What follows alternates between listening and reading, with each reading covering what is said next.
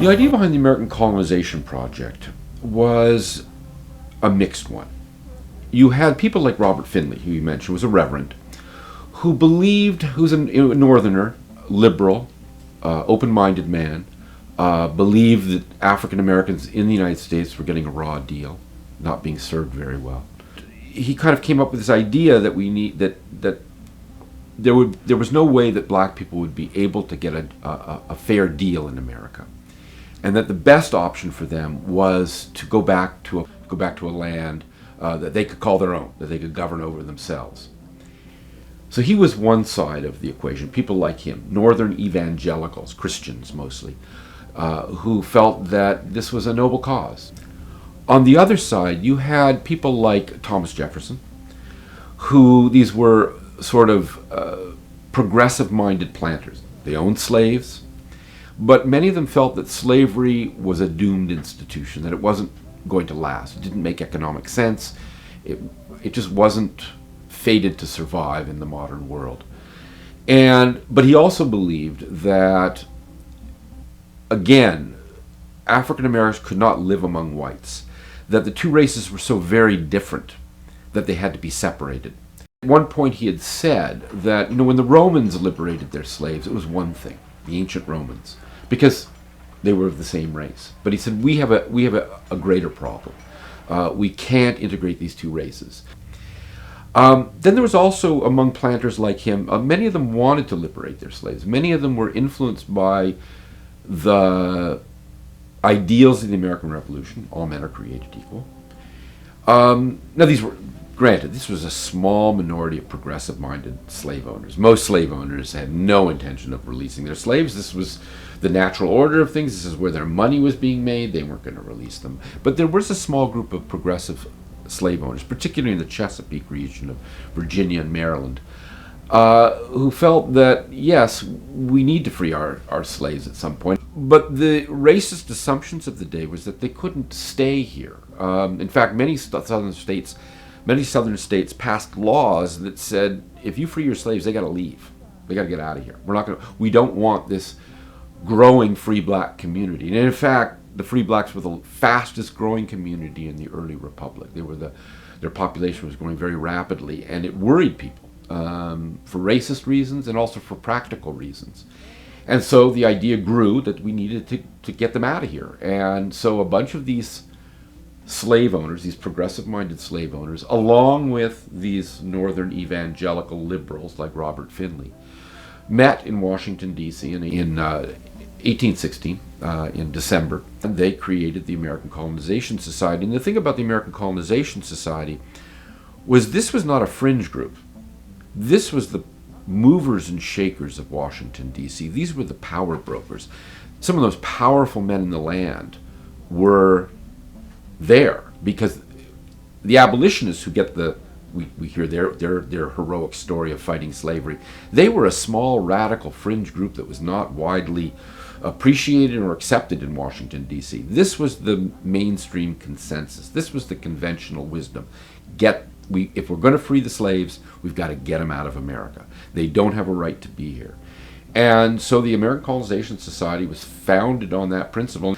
The man who presided over that meeting was nobody less than Henry Clay, who was the Speaker of that U.S. House of Representatives, the second most powerful politician in America after the president, chaired the meeting. And Monroe, the president, who became president shortly after the meeting, was a paid-up member of the Virginia Auxiliary of the American Colonization Society. So this was not a fringe group. This was mainstream, powerful politicians behind this. RAHMAN faced the agony of parting from those he loved most.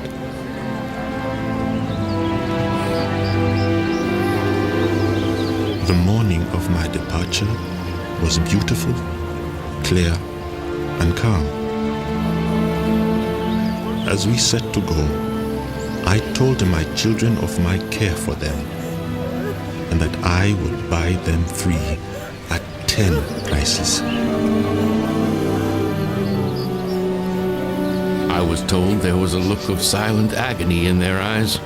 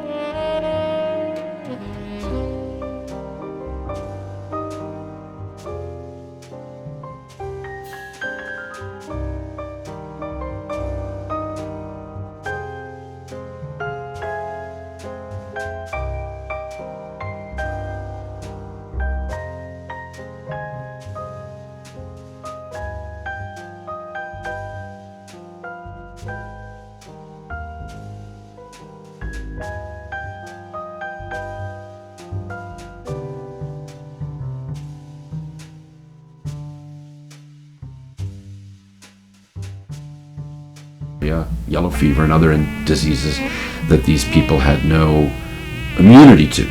So they suffered immensely. The death rate in early years of Liberian settlement is among the highest in the world. And of course they faced the ongoing hostility with the native peoples there, who, even though they saw these settlers, they said, well, they look like us, but they dress like Westerners. And it's not surprising that the word that the natives gave to the settlers was the black white men, because they were, as far as the natives were, they were white men in their habits, in their attitudes, in their customs.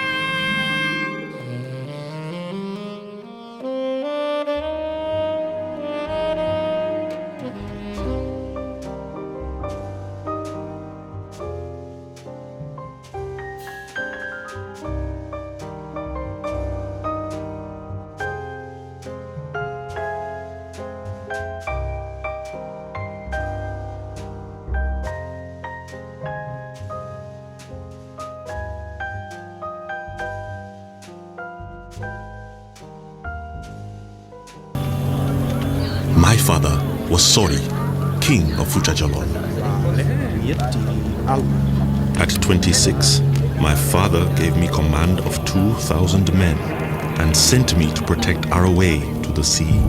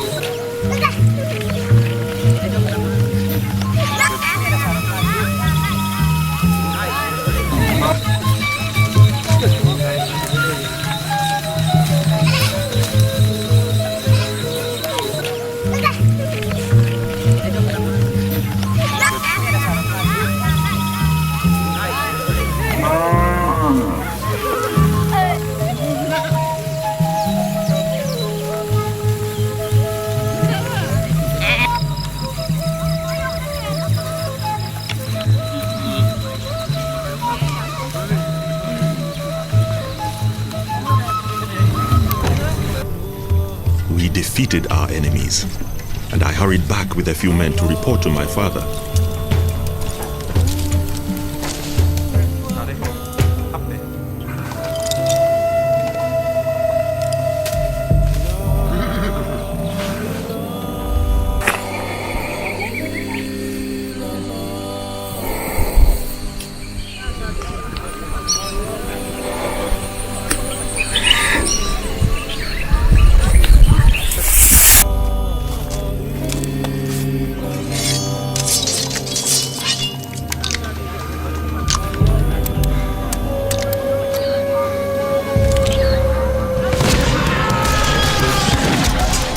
We were ambushed. We heard the guns. We saw the smoke.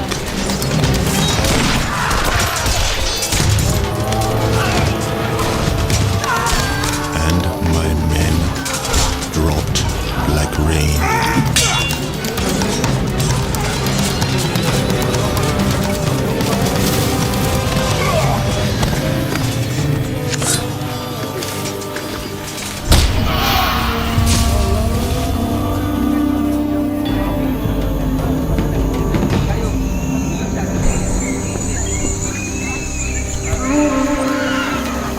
Fearing my father's revenge, they dragged me and my men to the sea. They bound me, pulled off my shoes, made me go barefoot 100 miles, and led my horse before me.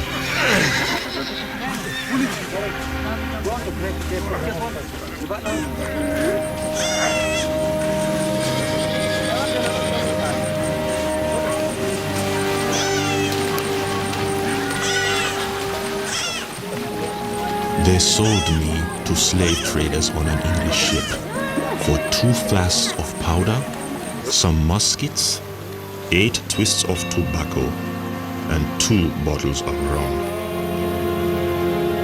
Rahman made a harrowing Atlantic crossing, unaware of what lay before him. The sea abounds with sharks of a very large size, which are often seen in almost incredible numbers about the slave ships, devouring with great dispatch the dead bodies of the Negroes as they are thrown overboard. Alexander Falconbridge, ship's surgeon. All hands to the halyards! The Africa was en route to the Americas to feed the New World's hunger for slave labor. This morning buried a woman slave, number 47. Know not what she died of, for she had not been properly alive since she first came on board. Captain's log, John Newton, slave trader.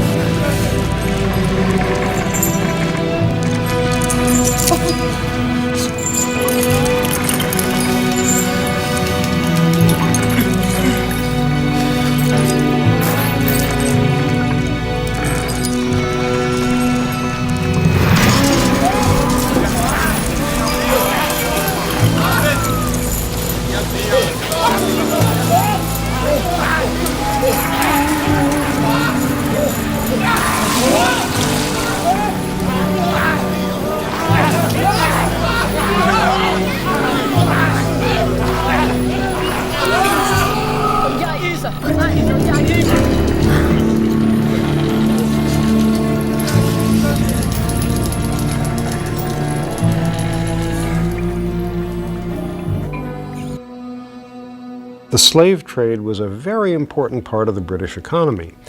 British ships at this time, the late 18th century, carried about half the slaves that were taken across the Atlantic. And in fact, after Britain and France went to war in the 1790s, Britain grabbed an even larger share of the trade, and by 1800, British ships were carrying 50,000 slaves a year across the ocean. There was an economic need, and the economic need in this case was you needed lots of labor to make these plantations work. Planters in the West Indies felt, as they put it at the time, it was cheaper to buy than to breed. This was a business. It was a very well-established business. It underlay much of the British economy. It underlay all kinds of cultural institutions. The library at All Souls College, Oxford, was built with the profits from a slave plantation in Barbados. Portman Square in London was one of the capital's most exclusive addresses. 6 of the 13 families who had mansions there made their money from slave plantations in the West Indies. There was no thought that these slaves were human beings. So this was cargo. You start thinking of people as cargo, as units, then they're not human. When you decide somebody is not fully human, whether it's a passenger on a slave ship or an inmate of a concentration camp or a prisoner somewhere who's being mistreated, then there are no limits. And then terrible things happen to people. This North Atlantic slave trade, which has been bolstered by 2 factors, racism on the one hand, in that Africans exclusively are being brought into this trade, and capitalism on the other hand, distorted and made slavery something qualitatively different and exponentially more brutal than that was what was known in African societies. This was the largest forced migration in human history, draining away some 12 million people in 400 years.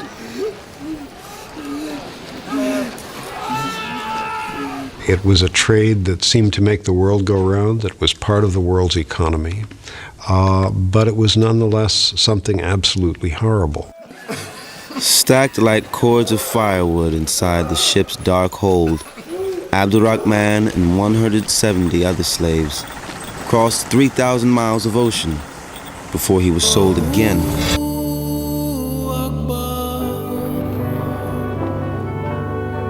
Abdul Rahman Ibrahima Sori was born in 1762, son of Sori the Almani, or king of the Fobe, a predominantly Muslim population of cattle herders that ruled the West African country of Fouta Djallon, an area now part of the Republic of Guinea, from his family's traditional seat in Timbo, a town of airy, large-roomed houses surrounded by hedges and dominated by a large mosque. Economically, the Ful were traders acquiring salt and European manufactured goods in exchange for the powers of Fulbe craftsmen, in exchange too for slaves, members of rival tribes defeated in battle.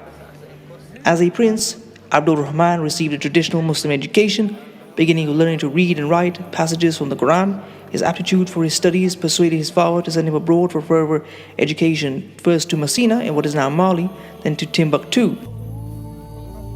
When Islam reached West Africa in the 8th century, Muslim historians began to write about West Africa as it spread throughout the area. Documents about the history of this region show Arab historians knew it as the Balad al-Sudan, the land of the blacks. The empires of Ghana, Mali, Songhai, Timbuktu, and Gao became the first sub-Saharan people to accept Islam, early as 850 AD. Commercial centers provided the first places of worship as traders began to have prayer areas in the towns. These centers of trade invariably became symbols of African civilization, showcasing an Islamic learning dynasty. The community was governed under the Islamic Sharia system, and scholars began gathering to share vast resources of knowledge. Al-Bakri, the Muslim geographer, provides an early account of ancient Ghana in his book, Roads and Kingdoms. He describes Ghana of 1068 as highly advanced. Al-Bakri writes, economically, it was a prosperous country. The king had employed Muslim interpreters, and most of his ministers and treasurers were also Muslims. The Muslim ministers were learned enough to record events in Arabic and corresponded on behalf of the king with other rulers. He gives the following picture of Islam in Ghana during that time. The city of Ghana consists of 2 towns lying on a plain, one of which is inhabited by Muslims and is large, possessing 12 mosques, one of which is a congregational mosque for Friday prayers. West African griots tell the story of a woman named Baktu who settled near the banks of the Niger early in the 11th century. She maintained a water well which became a social center and stopping place for caravans of travelers. A village was formed which was later named Timbuktu. A supreme judge named Sheikh Sidi Abu al-Barakat Mahmud, who had visited Mecca and Cairo, ordered that a mosque be built. With the financial backing of a wealthy Mandekan woman, they designed a mosque featuring an inner court with the exact dimensions of the Kaaba in Mecca. It would become a leading center of education.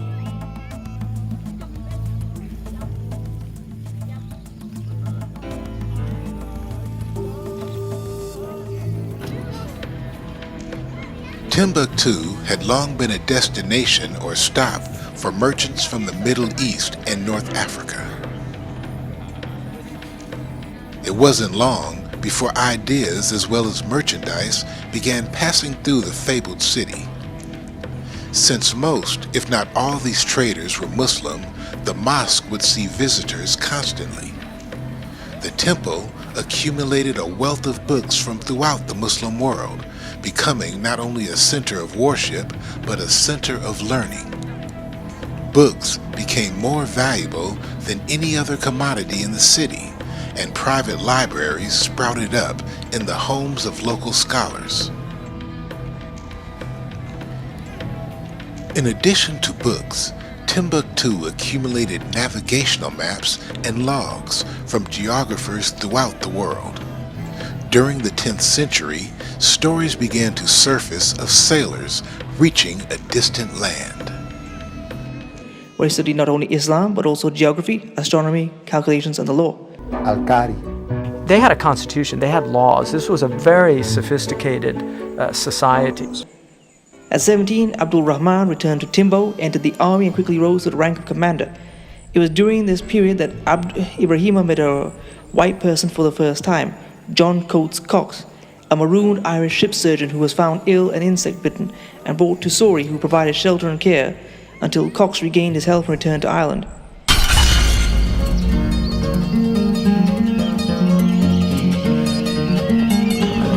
His name was John Cox.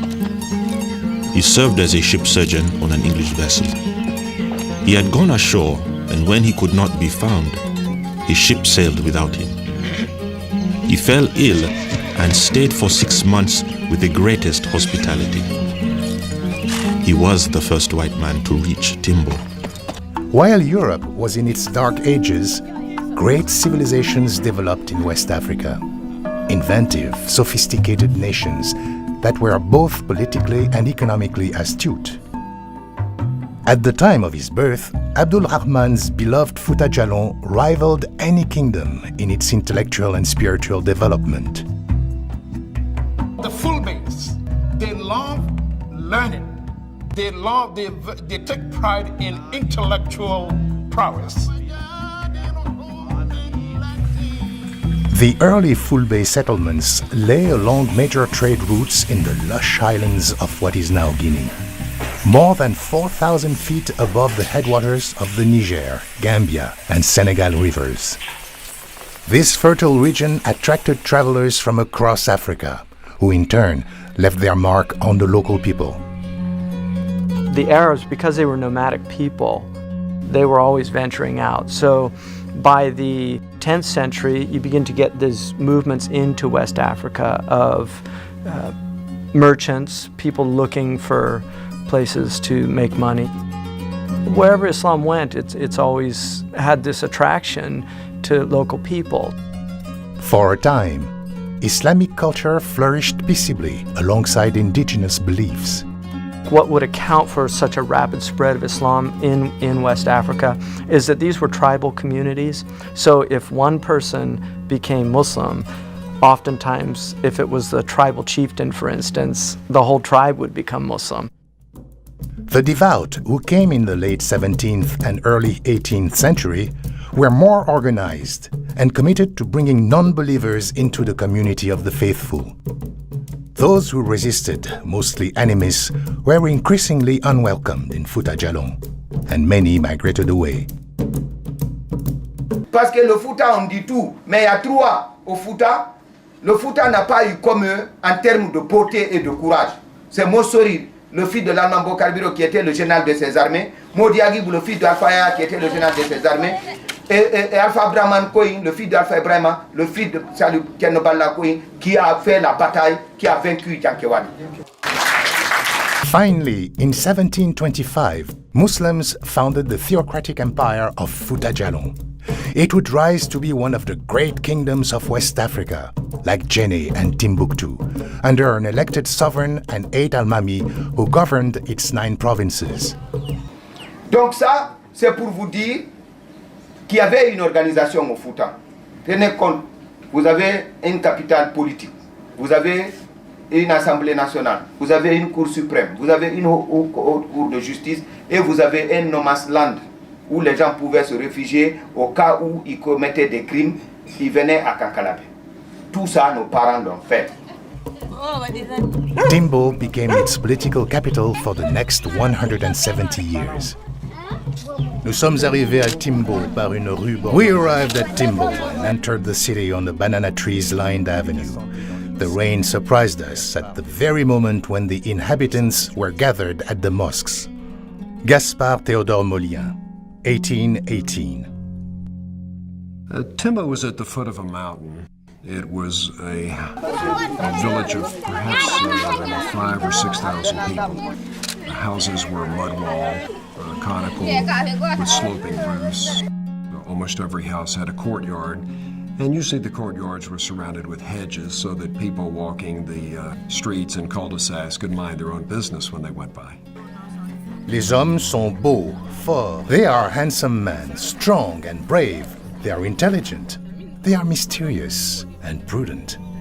Antoine Golbery, West Africa, 1787. The Fulbe of Fouta Djallon placed great emphasis on a couple of things. One was a great care of their hands. The other was their hair, which they wore long in braids, often down onto their shoulders. So that was their status symbol, and it's like a 3-piece suit or a bow tie, today in America for an official ceremony. That was their dress code. Les gens sont riches. Toutes les femmes. The inhabitants are wealthy. All the women have silver jewelry, large golden earrings, and they wear togas in blue tie-dye. All signs of luxury among Africans. Gaspard Théodore Molien, West Africa, 1818. Beyond wealth and attractiveness lay Fouta Djallon's most precious asset. This was a nation deeply rooted in spiritual and intellectual pursuits. This was a theocentric or theocratic society. Power rested with Allah.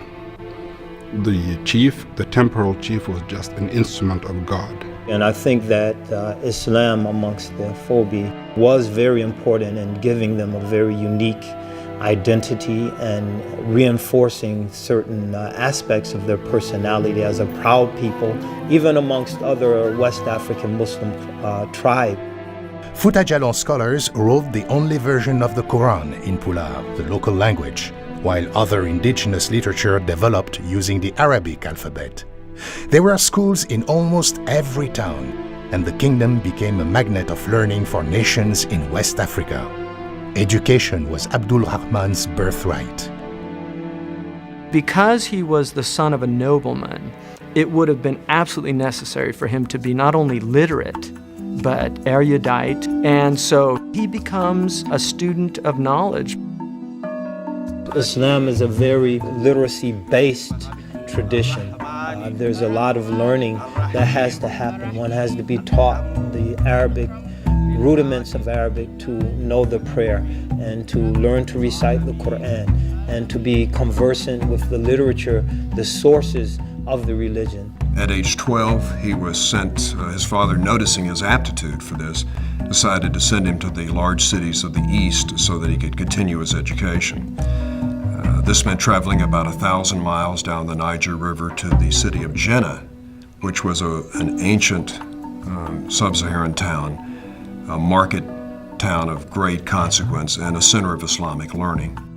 We would consider it the Harvard of West Africa. This is where you went to sit with the cream of the crop. Those scholars would have held their ground in any intellectual circle in the Muslim world. ABDURAHMAN was a contemporary of Thierno Muhammadu Samba Mombeya, who is the Shakespeare of Fouta Djallon. He may have known the powerful verses and poems of Thierno Samba, written in Pular, but entirely embedded in Islam. And it begins like this. Ya jom nanugol, hedo hala gorel, jayingel loungel si afala malal, iungel esaidu Muhammaduel, selenke lenyol futanke laral. Mombenke hodande e lash ariyanke to kappe e malikiyanke datal. Africa did produce men of learning. Africa did produce civilized, highly civilized individuals and societies. Africa did produce men of dignity and principle. And I think this is one of the very powerful points that the life and times of Abdurrahman Ibrahim drives home for us.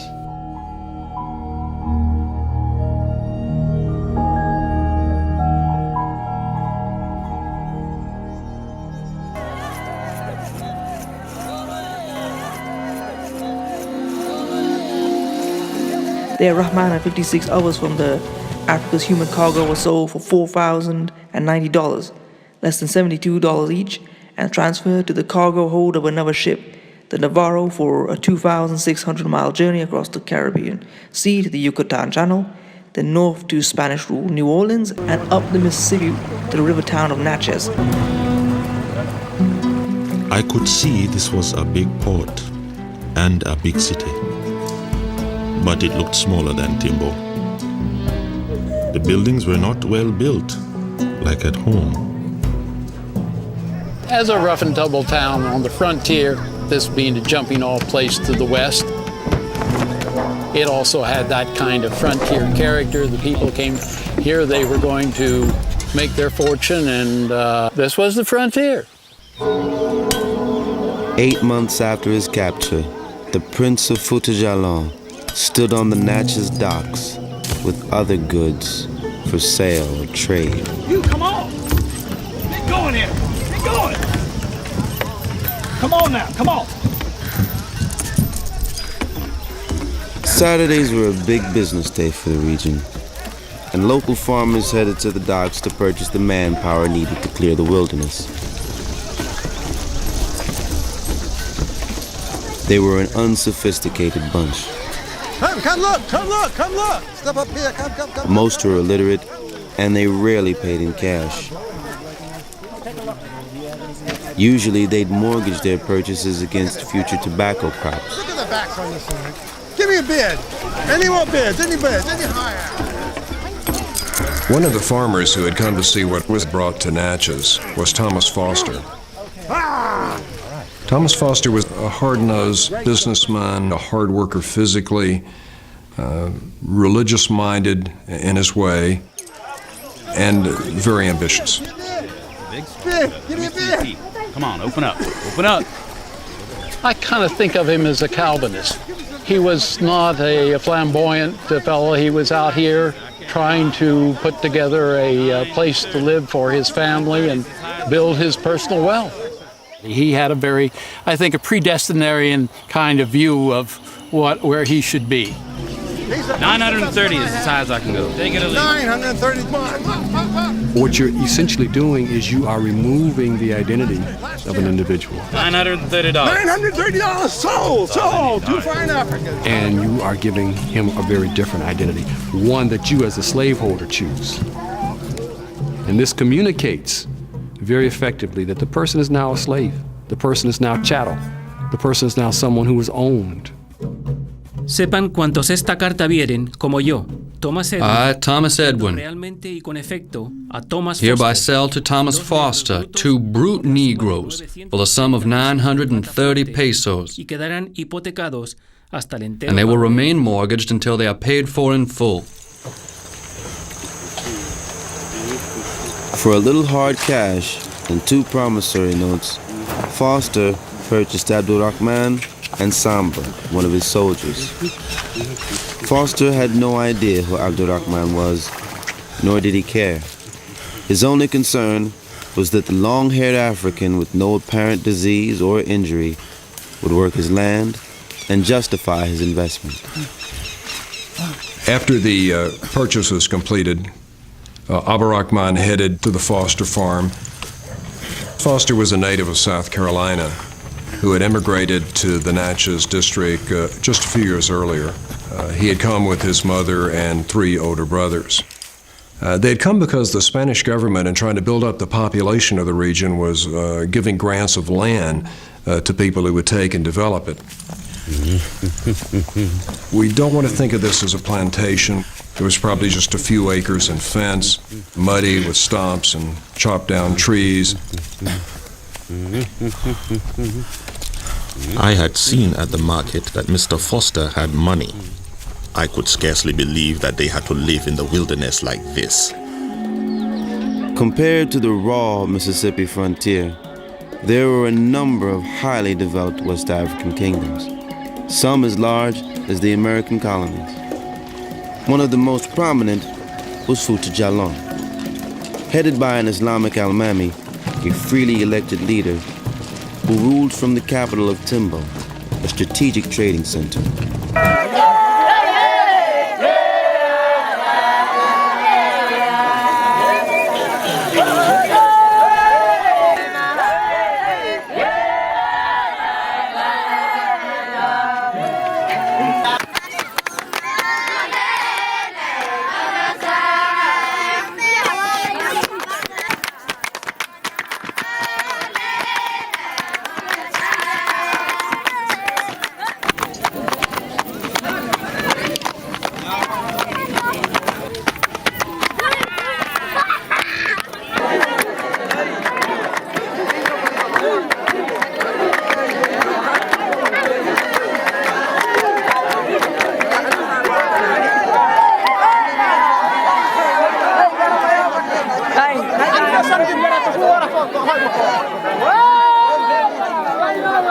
Floor planters examined the African captives on auction there on August Saturday in 1788, but only one of them, Thomas Foster, could pay cash. He purchased ABDUL and Sambo, a fellow Fulb soldier who had served under ABDUL command. The 2 men were secured with rope and led to Foster's land in the Pine Ridge area, 6 miles from Natchez. For a little hard cash and 2 promissory notes, Foster purchased ABDUL and Samba, one of his soldiers. Foster had no idea who ABDUL was, nor did he care. His only concern was that the long-haired African with no apparent disease or injury would work his land and justify his investment. After the purchase was completed, ABDUL headed to the Foster farm. Foster was a native of South Carolina who had immigrated to the Natchez district just a few years earlier. He had come with his mother and 3 older brothers. They had come because the Spanish government, in trying to build up the population of the region, was giving grants of land to people who would take and develop it. We don't want to think of this as a plantation. It was probably just a few acres and fence, muddy with stumps and chopped down trees. I had seen at the market that Mr. Foster had money. I could scarcely believe that they had to live in the wilderness like this. Further indignities awaited him. In Fouta Djallon, Abdul Rahman's long plaited hair had been a symbol of distinction. The plaits were immediately cut, though Abdul Rahman struggled so hard that he had to be tied to a tree. I don't want to hurt you, but I will if I have to. Come on. Come on. The first order of business for Thomas Foster was getting some new clothes and a haircut for his new African. Moving ahead! Stop! This meant, of course, cutting off the long hair that he wore, an ornament of great beauty in Fouta Djallon. And Abdul Rahman told a friend, under normal circumstances in his own country, he would have parted with this hair only with his life. Here he is, sheared of his hair, which was a sign of their nobility, and forced into menial labor. This land was the Abdul Rahman's home for the next 40 years. A series of incidents quickly demonstrated that to Abdul Rahman the depth of his fall and the bleakness of the future he faced.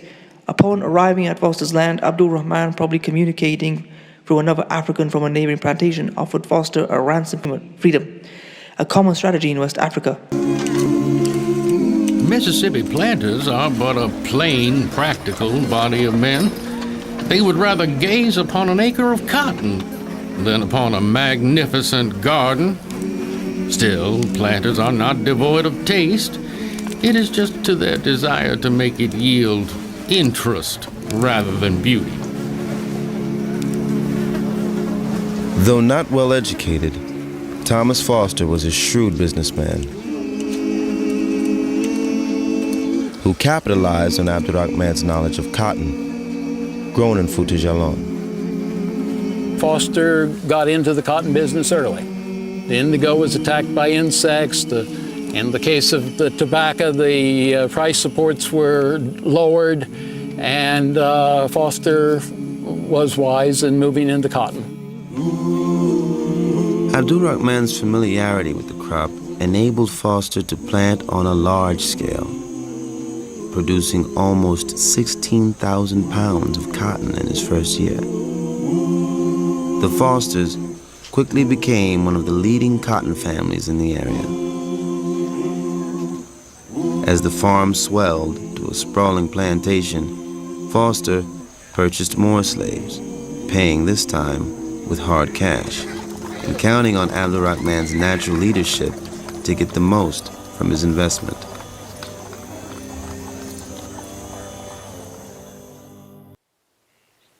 Vendo realmente y con efecto a Thomas I hereby sell to Thomas Foster without further obligation or mortgage 4 slaves, all natives of the United States.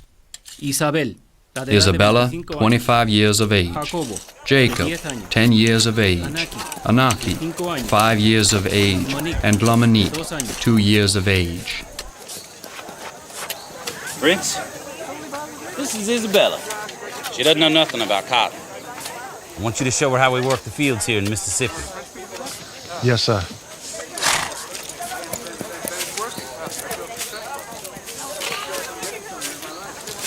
I show you how to work Foster's fields.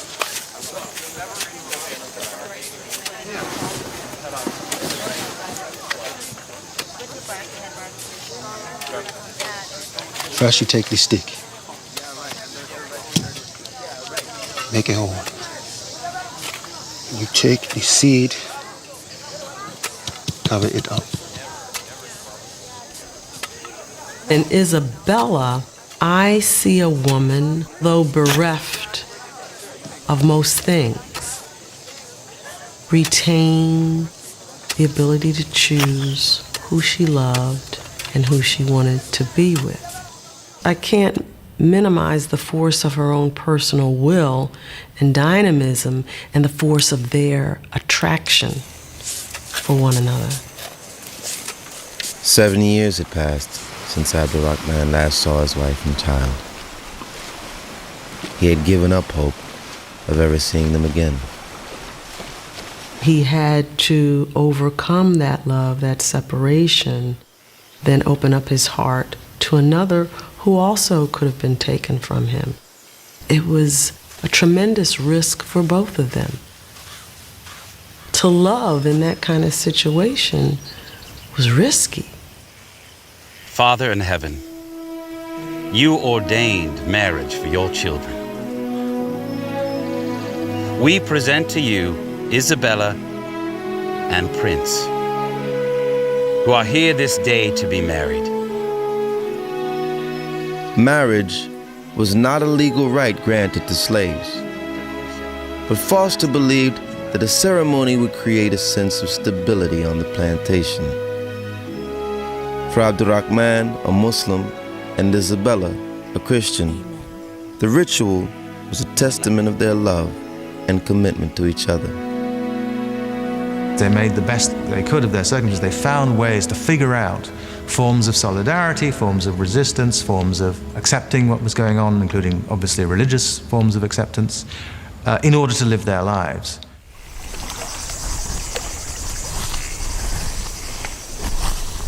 If you have faith, you will think that all of this happened for a reason that you don't know. But ultimately, things will get better.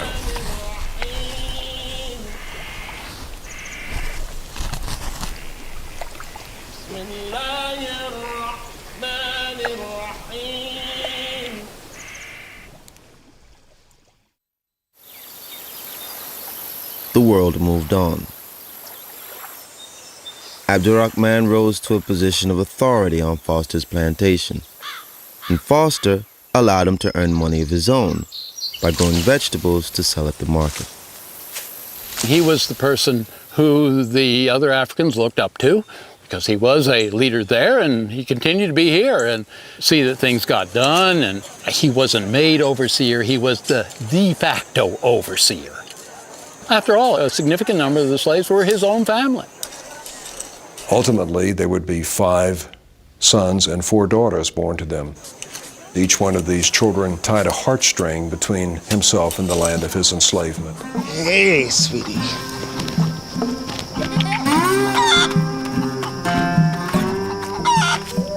I just know you're gonna sell all these today. Maybe we could buy a little something for the children with the money. It's just another day at the market. But we'll see. Mom, should we feed the chicken some more?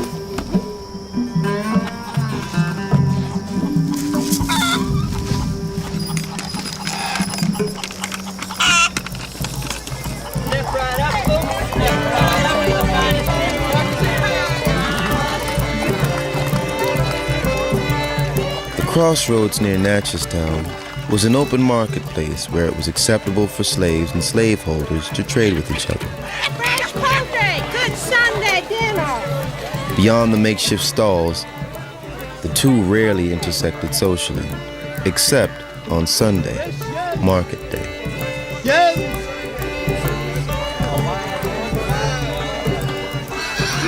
On one particular Sunday in 1807, an extraordinary event would shift the course of ABDURAHMAN's life once again. Go to that man. See if he has one eye. If he does, I know him.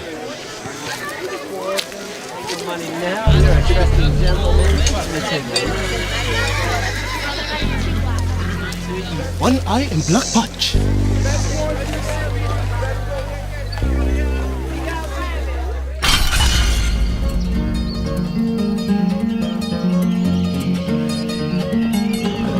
His name was John Cox. He served as a ship surgeon on an English vessel. He had gone ashore, and when he could not be found, his ship sailed without him. He fell ill and stayed for 6 months with the greatest hospitality. He was the first white man to reach Timbo.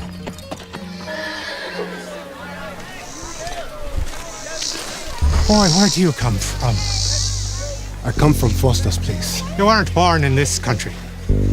No, I come from Africa. From Timbo.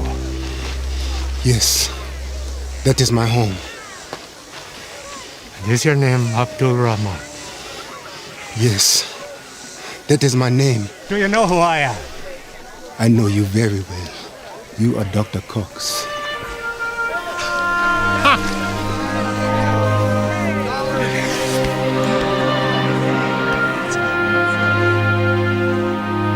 Dash down your potatoes and come to my house.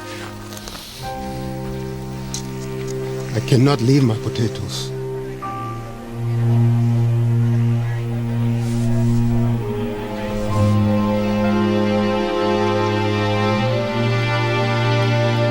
I had not seen Dr. Cox since I was a young man in Timbo. He had many questions. He asked how I had come to this country, how I had come to Mississippi, how I had come to be a slave.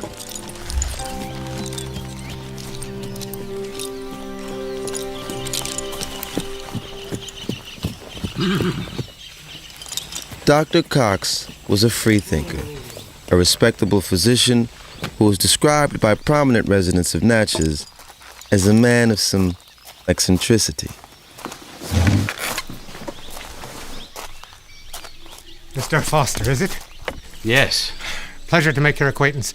John Cox. What is it, Mr. Cox? Dr. Cox?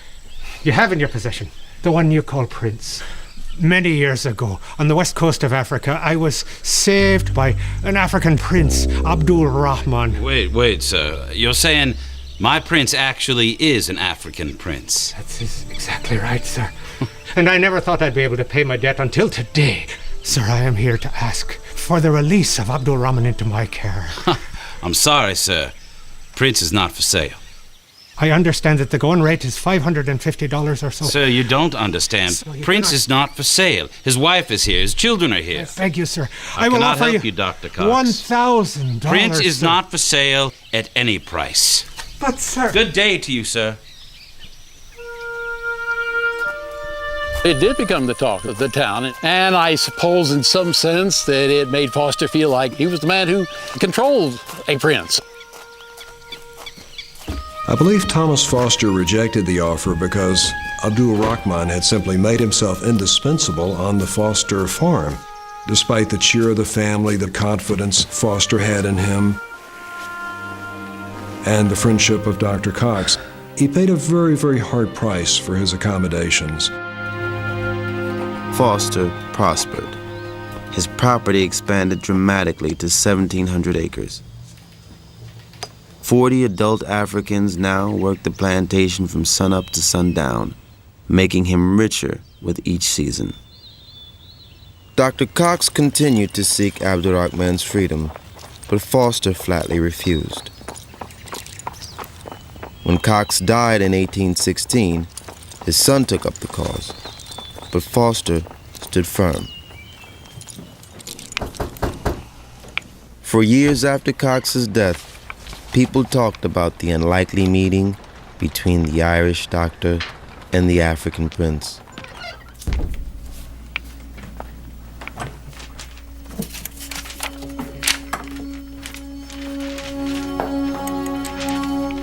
This notoriety opened doors to Abdul Rahman that were closed to most black men.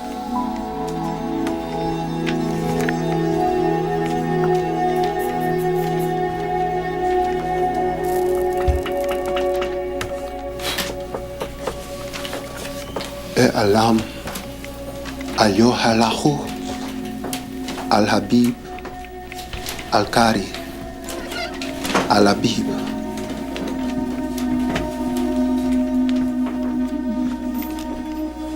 Show me what you just read. Alam Ayohalahu Al Habib. And where did you learn to read Arabic?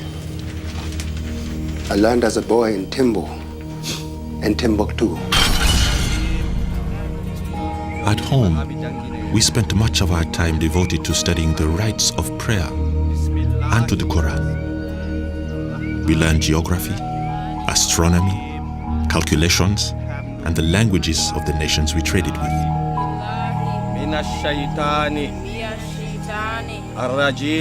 It was the first of my country's writing that I had seen since I left home. I know many languages.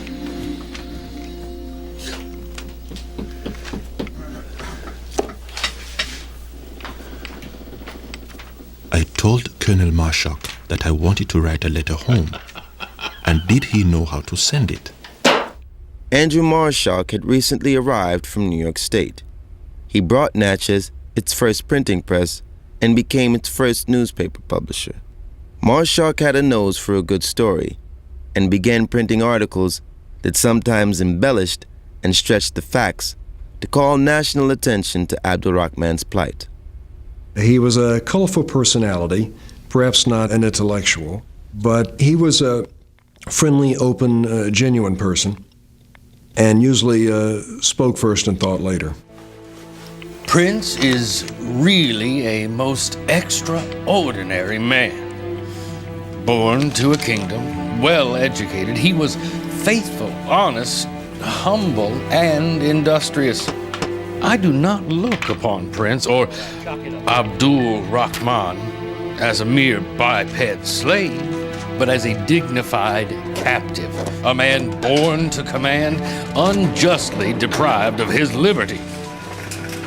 6 years passed and Abdul Rahman never wrote to his family in Fouta Djallon. But a shameful scandal on the plantation would finally motivate him.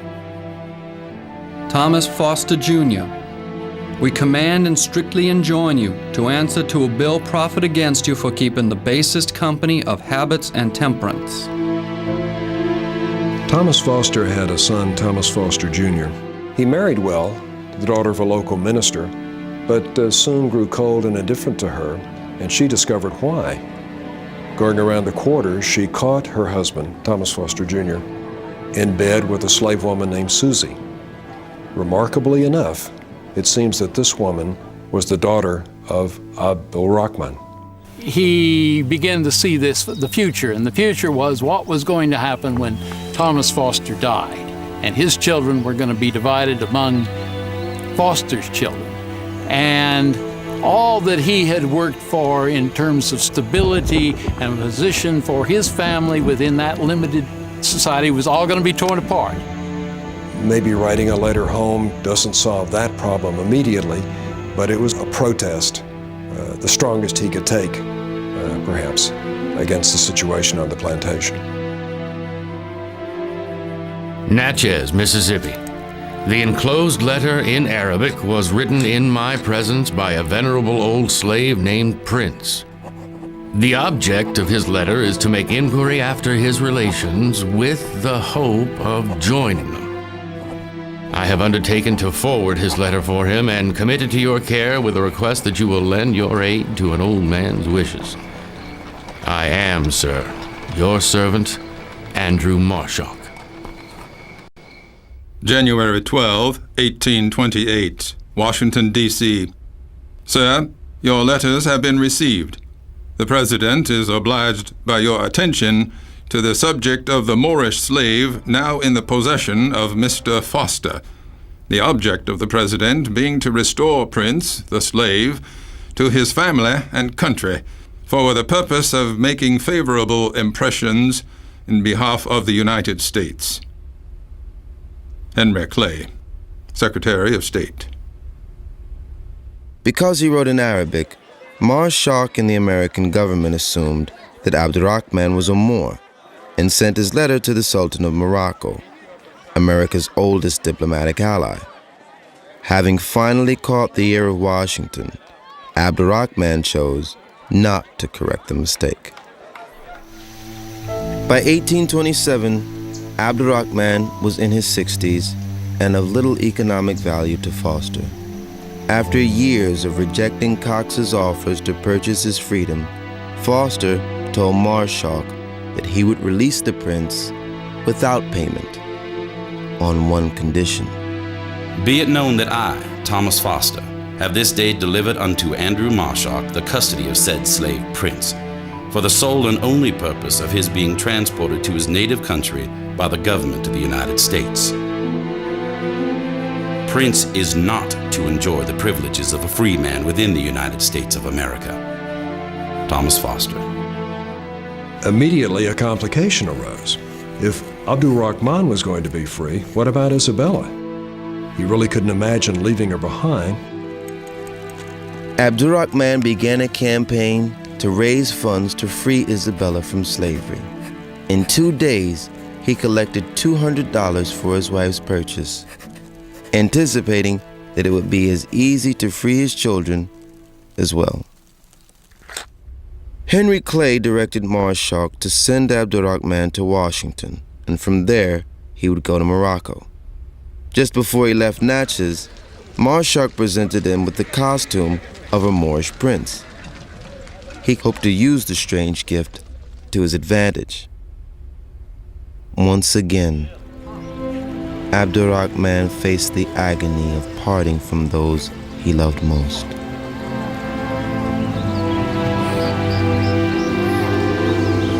The morning of my departure was beautiful, clear. Abdul Rahman, a free man for the first time in 40 years, headed up the Mississippi River with Isabella by his side. The first stop, Cincinnati, Ohio. Impressed by the sights of this large and bustling city, it held a still deeper significance. For the first time in Abdul Rahman's life, he was in a place where slavery was outlawed. Newspapers detailed Abdul Rahman's Prince to Pauper story, and local events were organized around his visits. A bumpy stagecoach ride took them through Pennsylvania, Maryland, and later Washington, D.C. His hopes buoyed by the attention, Prince carried his subscription book everywhere, soliciting donations to free his family back in Mississippi. Secretary of State Henry Clay arranged for Prince to meet with President John Quincy Adams. May 15th, 1828. Abdul Rahman is a Moor who has been 40 years a slave in this country. The Emperor of Morocco expressed a wish that this man might be emancipated and sent home. I should like to oblige the Emperor. Children, the President received me very kindly, and I expect from his kind expressions to me that he will pay every attention to my business. Fast becoming the most popular African in America, Abdul Rahman played to the press, never denying some of the more colorful descriptions of himself or his life, at least not in print. The African prince, Abdul Rahman, at the insistence of several of the clergy, has spent a few days in this city to receive contributions. He has a striking face and a clear, intelligent eye. Irish prince. He expresses the deepest sympathy for his children who are still in slavery. Their emancipation would be paramount to every other consideration. Episcopal Watchman, July 4. His visit is to avail himself to the benevolence of this community. The appeal, we are confident, will not be in vain. Abdul Rahman had an agenda. It's informed by a careful reading of the circumstances in which he finds himself. Exceptionality in the United States is, to his advantage. On his return visit to the White House, Abdul Rahman appealed to President Adams to contribute to the fund to free his children. Meetings with other politicians in the young capital had netted the prince several $100s. When Abdul Rahman made it clear that his true homeland was not in Morocco, President Adams was less charitable. May 22nd, 1828. The distraction of business and of visitors gave me a headache. Abdul Rahman, the emancipated Moor, brought me a subscription book to raise a fund for purchasing the freedom of his 5 sons and his 8 grandchildren, to which I declined subscribing. John Quincy Adams, President. Adams' lack of interest in helping to fund his children's freedom dealt a harsh blow to Abdul Rahman. But there was one last group he could turn to. The American Colonization Society was a powerful organization aimed at exporting Christianity and settling America's free blacks in Africa. Thomas Gallaudet headed up the society's Connecticut office. Abdul Rahman hoped Gallaudet would enlist its wealthy members to buy his family's freedom. Believing Abdurrahman to be a Christian, Gallaudet saw in him an opportunity to use the prince's notoriety to spread Christianity to Africa. Gallaudet went as far as to give Abdurrahman a Bible written in Arabic and asked him to write the Lord's Prayer. Many years later, it was discovered that what Abdurrahman had written was actually the Fatiha, the opening chapter of the Quran. This was a man who has a lot of faith, and he's committed to his principles, but he knows how to get what he wants from the system. He has to tell a story that makes sense to the people he's talking to. So we don't know how much of what he said was just for them and how much was what he really thought in his own heart. Abdurrahman was unable to stop the spin of events in Mississippi. When reports of his northern travels reached Natchez, he was cast as an instigator, stirring up racial troubles with free blacks and abolitionists at the government's expense. I consider the contract entered into by the government through the agency of Henry Clay, Secretary of State, entirely violated.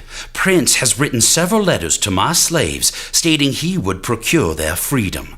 And if he returns here, or while he remains in the United States, I consider the said Prince my slave. Thomas Foster. Ungrateful blackguard.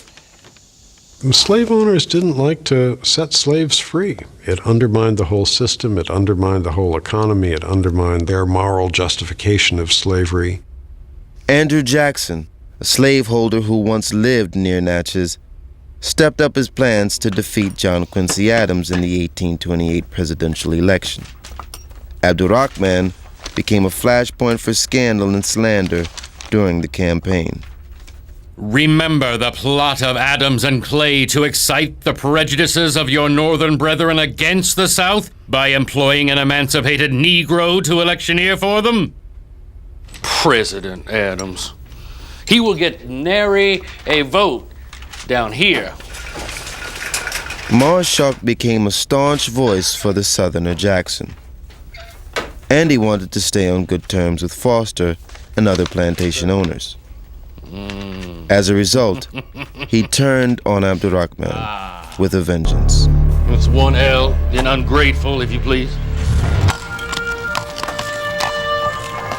After months on the road, Prince's physical health was failing. Fevers forced him to cancel appearances. Funding from the ACS came up short, and public support to buy his children's freedom dried up. Andrew Jackson of Tennessee had been elected president. He would take office in March of 1829. It just seemed advisable, perhaps, to get overseas at this point. The Jackson election was evidence of a deepening split in the country, and black Masons lost no time in rallying behind Abdurrahman. A powerful political force, the Free Blacks of Boston had invited Abdurrahman to their city. It would be his last appeal.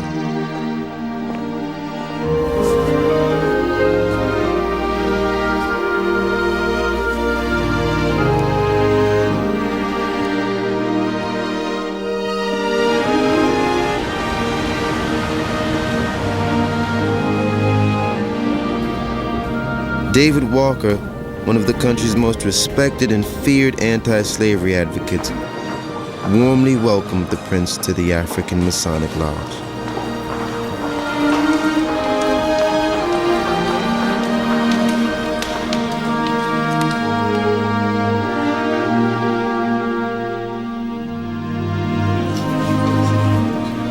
Back in New England, Rahman continued his resolute canvassing for assistance.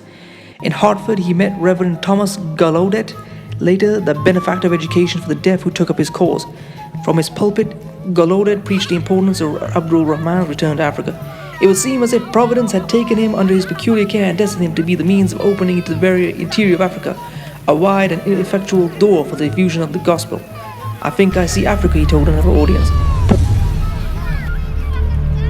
Our worthy guest, Abdul Rahman, was by African natural enemies torn from country, religion, and friends. May God enable him to obtain so much of the reward of his labors as may purchase the freedom of his offspring.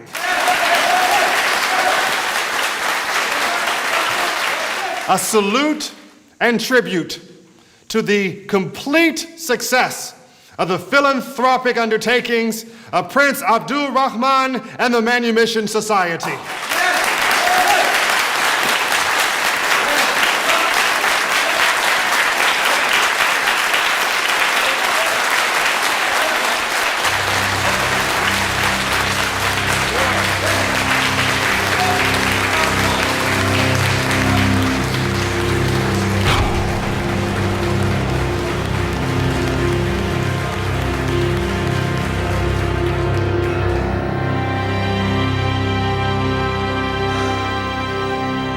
Brethren,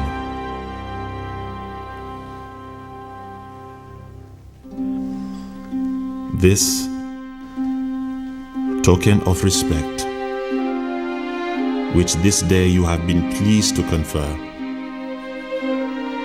will ever be held by me, Isabella, in grateful remembrance. It is time to leave this place.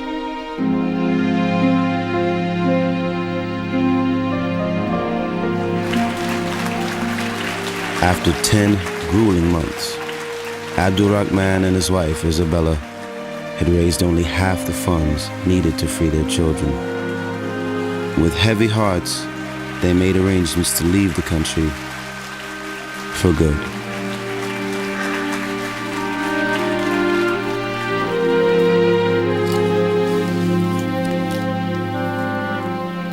Do not be too hard on yourself.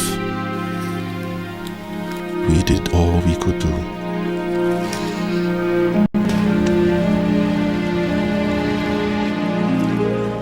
Abdul Rahman crossed the Atlantic Ocean yet again, this time on a passenger ship named the Harriet.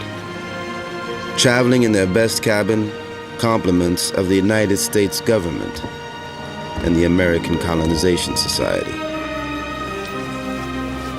On March 18, 1829, after 40 years and a lifetime away, Abdul Rahman returned to Africa. Stepping ashore in Monrovia, Liberia, he laid down his prayer mat and openly bowed in prayer. As he planned his journey home to Timbo, his thoughts turned, as always, to his children. Please inform all my friends that I am in the land of my forefathers, and that I expect my friends in America to use their influence to get my children for me, and inform them of my arrival in the colony. Abdul Rahman. Abdul Rahman lived for 4 months before he contracted a fever and died at the age of 67.